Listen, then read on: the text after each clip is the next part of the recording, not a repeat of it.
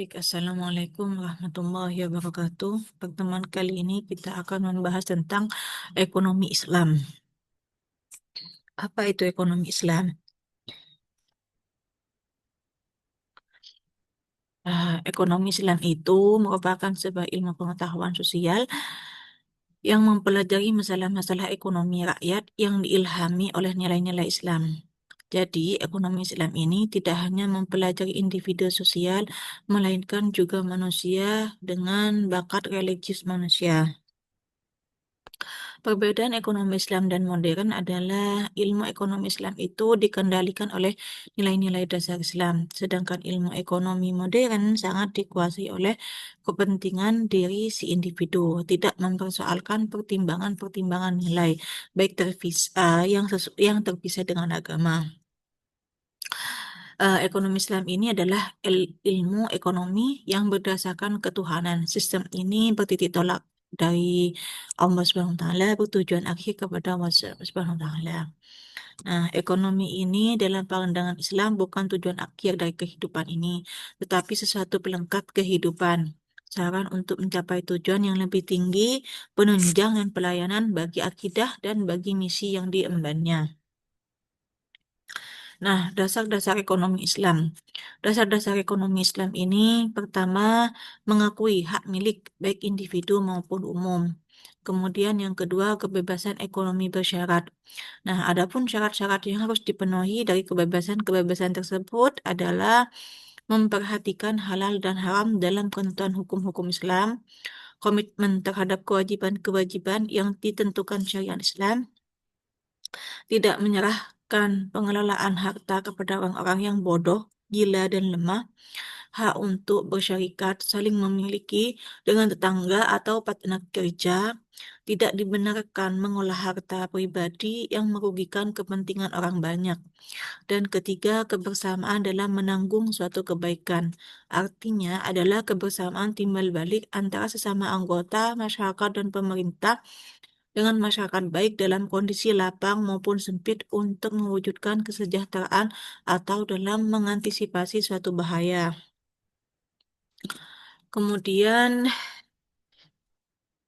asas-asas sistem ekonomi Islam.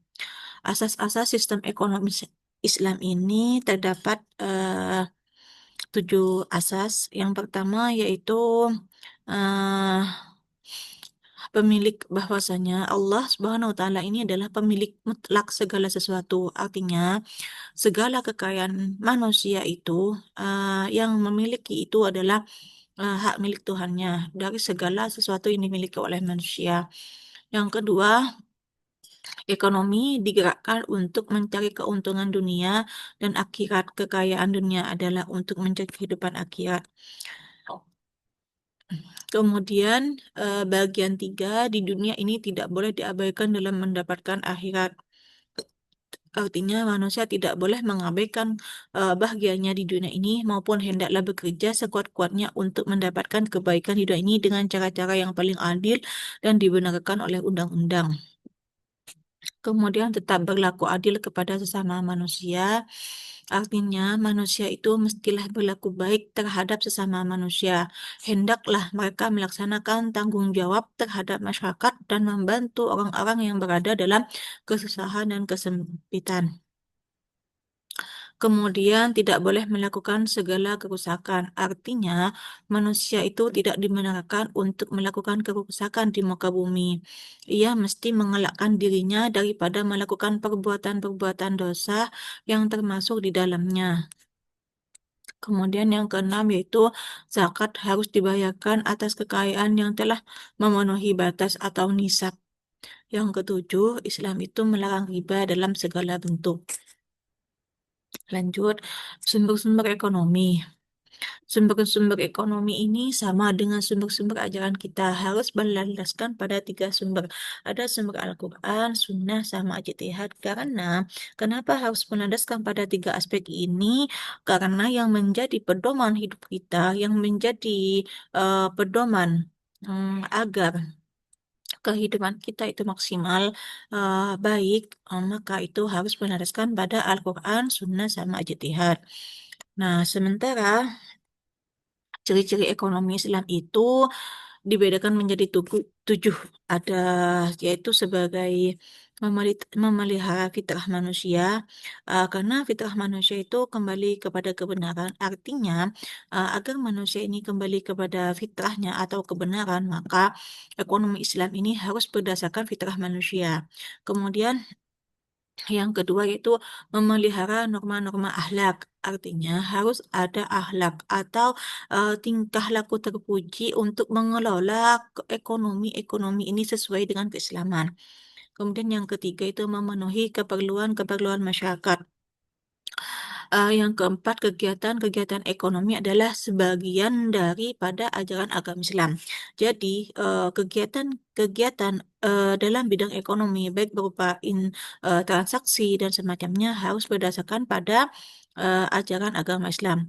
Kemudian yang kelima yaitu kegiatan ekonomi Islam, di mana harus mempunyai cita-cita luhur, yaitu bertujuan berusaha untuk mencari keuntungan individu di samping melahirkan kebahagiaan bersama bagi masyarakat. Kemudian yang keenam yaitu aktivitas-aktivitas ekonomi Islam yang senantiasa diawasi oleh hukum-hukum Islam dan pelaksanaannya dikawal pula oleh pihak pemerintah. Yang ketujuh, ekonomi Islam yang menyeimbangkan antara kepentingan individu dan masyarakat. Nah, tujuan ekonomi menurut Islam yang itu terdapat 6. Satu, menunaikan sebagian tuntunan ibadah. Karena dalam asas-asas ekonomi Islam ini dapat diambil dari ajaran Islam, yang berarti juga telah menunaikan tuntutan ibadah. Kemudian yang kedua itu menegakkan keadilan sosial dan ekonomi dalam masyarakat. Artinya kegiatan ekonomi yang berteraskan kepada keseksamaan serta menghapuskan penindasan dan penipuan. Karena itu merupakan suatu sistem yang benar-benar dapat menegakkan keadilan sosial dan ekonomi di dalam masyarakat. Yang ketiga, menghapuskan kemiskinan dan meningkatkan kesejahteraan umat. Dan yang keempat, yaitu mewujudkan kestabilan barang yang sejajar dengan nilai mata uang. Sistem ekonomi ini mewujudkan kestabilan pasaran melalui sikap setiap anggota masyarakat yang tidak mementingkan diri sendiri serta senantiasa bersedia membantu dan berkorban demi kepentingan anggota masyarakat lainnya. Kemudian menegakkan keamanan dan kepatuhan terhadap undang-undang. Walaupun Islam menolak ekonomi sebagai asas utama, tetapi pemikiran dan pembentukan sebuah masyarakat, namun dalam masa yang sama Islam menekankan bahwa perjalanan masyarakat untuk mencari keamanan dan kepatuhan kepada undang-undang dapat dicapai melalui beberapa kegiatan ekonomi. Yang keenam yaitu mewujudkan keharmonisan hubungan antar bangsa dan memastikan kekuatan pertahanan negara. Kemudian manajemen zakat, infak, sedekah, dan wakaf. Zakat merupakan pengikat solidaritas dalam masyarakat dan mendidik jiwa untuk mengalah kelemahan dan mempraktikkan pengorbanan diri serta kemurahan hati.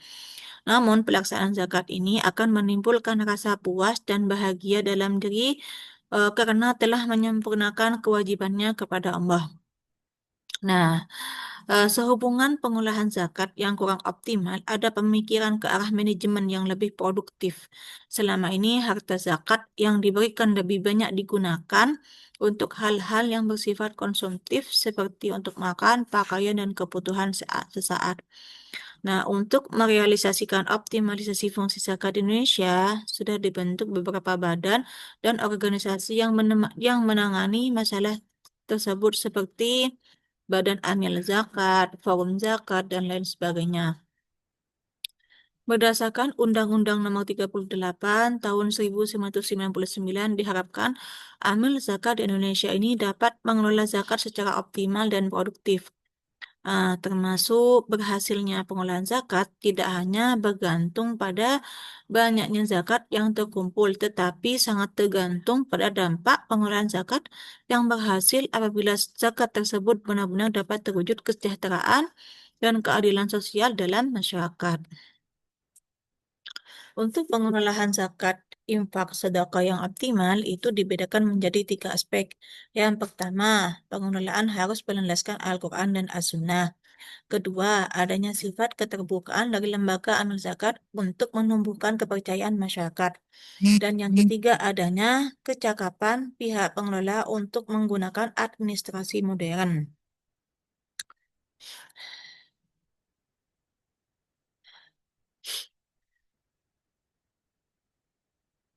Mungkin sekian itu saja yang dapat saya sampaikan. Kurang lebihnya mohon maaf. Wassalamualaikum warahmatullahi wabarakatuh.